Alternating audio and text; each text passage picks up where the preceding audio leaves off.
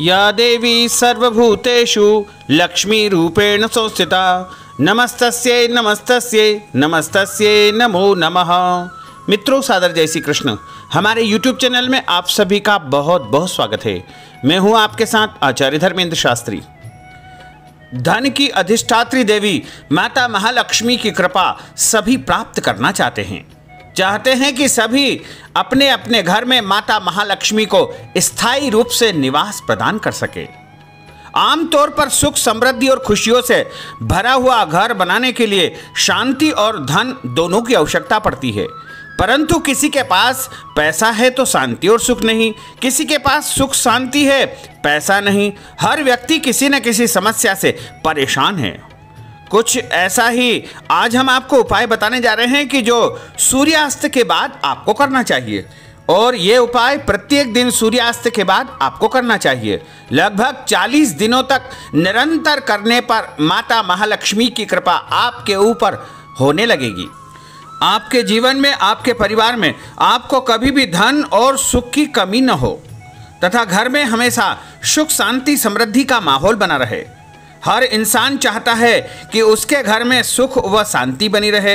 इसके लिए लगातार मेहनत करता है, परिश्रम करता है, जी तोड़ करके समय लगा करके अपने काम करता है, लेकिन किसी न किसी कारणवश उसके कामों में रुकावटें आती रहती है और वह तरक्की और उन्नति नहीं प्राप्त कर पाता है।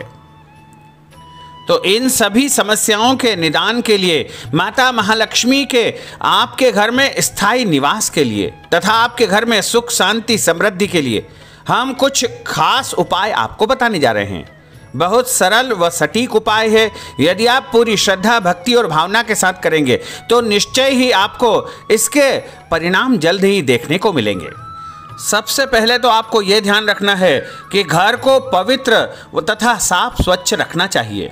सुबह और शाम को सूर्यास्त के लगभग 2 घंटे पहले घर की साफ सफाई कर लेना चाहिए। यानी सूर्यास्त के समय झाड़ू बिल्कुल नहीं लगाना है। उसके लगभग 2 घंटे पहले आपको झाड़ू लगा करके घर की साफ सफाई कर लेना चाहिए। और हमेशा ध्यान रखें कि झाड़ू को छुपा करके रखना चाहिए। किसी की दृष्टि झाड़ू के ऊपर नहीं पड़ना चाहिए, अन्यथा माता महालक्ष्मी आपके घर में स्थायी निवास नहीं करेगी। साथ ही आपको यह ध्यान रखना है कि जब सूर्यास्त होता हो उस समय किसी को भी अपने घर से दही या हरा धनिया, सूखा धनिया, शक्कर या दूध उधार नहीं देना चाहिए। ऐसा करने से आपके घर की समृद्धि उनके घर चली जाएगी। और आपको यह ध्यान रखना है, शाम का जब समय होता है, जब सूर्यास्त का समय होता है, तो घर की सभी लाइटें चालू कर देना चाहिए। यानी पूरे घर में अच्छी प्रकार से रोशनी होना चाहिए। जैसे ही सूर्यास्त होता है उस समय माता महालक्ष्मी का आगमन होता है। ऐसे शुभ समय में यदि हम घर में प्रकाश रखेंगे, शुद्धता रखेंगे, पवित्रता रखेंगे, तो हमारे घर में माता महालक्ष्मी का आगमन होगा।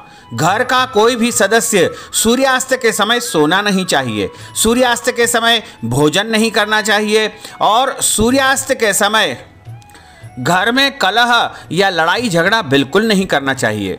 घर में शांति और प्रेम का वातावरण बना करके रखना चाहिए। तो सबसे पहला कार्य जो हम आपको बताने जा रहे हैं वह यह है कि अपने मुख्य द्वार का ऊपर थोड़ा सा आप जल छिड़के, और जल छिड़कने के बाद में हल्दी में चावल को पीला कर ले।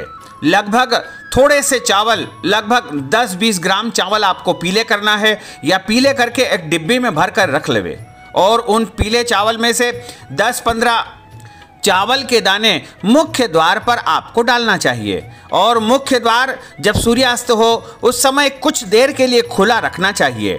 यानी सूर्यास्त का समय जैसे अभी वर्तमान में 6:42 है, तो आपको 6:42 से लेकर के लगभग 6:50 तक मुख्य द्वार खुला रखना चाहिए। यानी सूर्यास्त के 10 मिनट बाद तक मुख्य द्वार खुला रखना चाहिए। और सूर्यास्त यानी 6:42 को होता है, तो आपको ठीक 1 मिनट के बाद में यह उपाय करना है।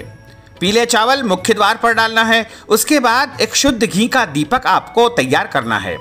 शुद्ध घी यदि गाय का हो तो अति उत्तम, यदि गाय का घी नहीं मिल सके तो कोई भी शुद्ध घी में थोड़ी सी हल्दी मिला करके उसको पीला कर ले और रुई की बत्ती तैयार करके और गोल बत्ती तैयार करके एक दीपक में लगा लेवे और मुख्य द्वार के पास पीले चावल डाल करके और माता महालक्ष्मी का आवाहन करे, ध्यान करे, मन ही मन उनको स्मरण करे कि आप पधारिए, आपका स्वागत है।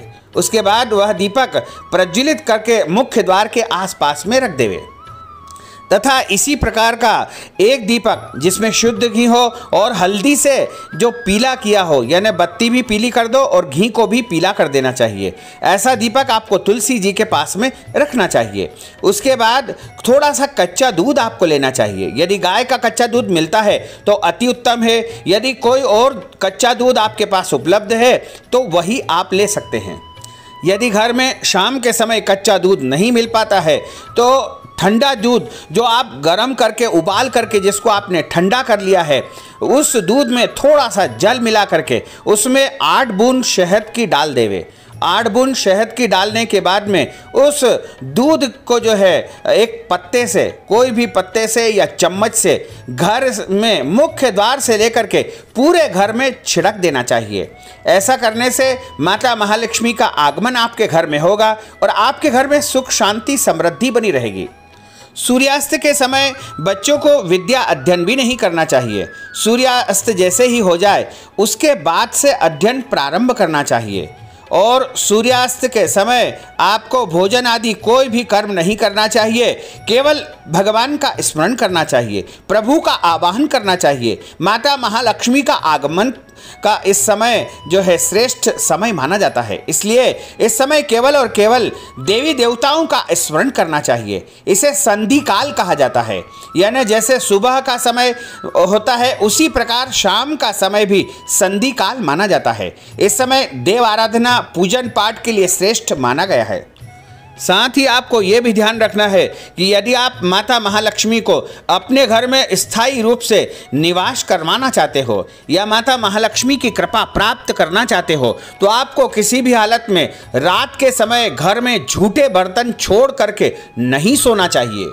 जिस घर में रात को झूठे बर्तन छोड़ के सो जाते हैं उस घर में दरिद्रता का वास होता है।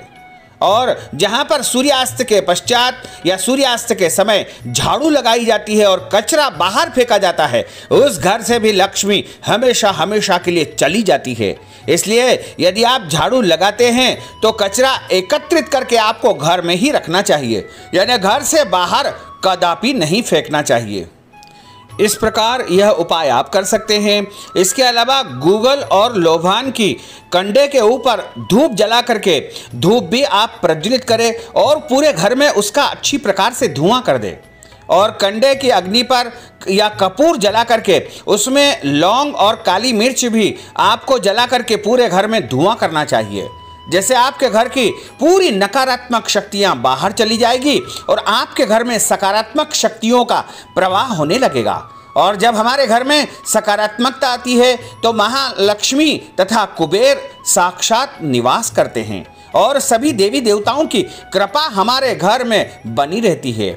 शाम के समय जब सूर्यास्त होता हो उस समय दरवाज़ा बिल्कुल नहीं लगा करके रखना चाहिए, यानी थोड़ी देर के लिए लगभग 10 मिनट के लिए दरवाज़ा खुला रखना चाहिए। यदि आपके पास में धूप बत्ती हो या धूप की पंचांग धूप हो तो उसको भी अग्नि के ऊपर रख करके पूरे घर में अच्छे से आप यदि उसका धुआं कर देंगे तो आपके घर में किसी भी प्रकार की दरिद्रता, नकारात्मक शक्तियां निवास नहीं करेगी। सब आपके घर को छोड़कर चली जाएगी और आपके घर में श्री का निवास होगा। श्री अर्थात माता महालक्ष्मी का निवास होगा। तो ध्यान रखें, सूर्यास्त के समय सोना नहीं चाहिए, सूर्यास्त के समय आपको भोजन नहीं करना चाहिए, सूर्यास्त के समय विद्या अध्ययन नहीं करना चाहिए। यदि करना है तो उसके पहले या उसके बाद आप कर सकते हैं। सूर्यास्त का जो समय होता है उसे संधिकाल कहा जाता है और यह संधिकाल देवी देवताओं के आगमन का समय रहता है, माता महालक्ष्मी के आगमन का समय होता है। ऐसे में हमको प्रभु की आराधना करनी चाहिए, भगवान के भजन कीर्तन करना चाहिए तथा मंत्रों का जाप भी इस समय किया जा सकता है। तो धूप बत्ती दीपक आप प्रज्वलित करें। अपने घर के मंदिर में भी धूप दीप इत्यादि का प्रज्वलन करें और देवी देवताओं से प्रार्थना करें कि हे प्रभु, हमारे घर में सुख शांति समृद्धि बनी रहे, आपका आशीर्वाद और आपकी कृपा सदैव बनी रहे। इस प्रकार आप प्रार्थना करें और यह उपाय निरंतर 40 दिनों तक आप करते रहें। इस प्रकार यदि करेंगे तो निश्चय ही माता महालक्ष्मी की कृपा आपके घर के ऊपर बनी रहेगी और आपके घर में सुख शांति और समृद्धि का वास हो सकेगा। तो भक्तजनों, हमने जो ज्ञानवर्धक जानकारी आपको दी है उसको आप अधिक से अधिक लोगों को शेयर करिएगा, लाइक करिएगा, कमेंट करिएगा और यदि अभी तक आपने सब्सक्राइब नहीं किया है तो अभी और इसी समय सब्सक्राइब अवश्य कर लीजिए। आपको और आपके परिवार को सादर जय श्री कृष्ण, सादर धन्यवाद।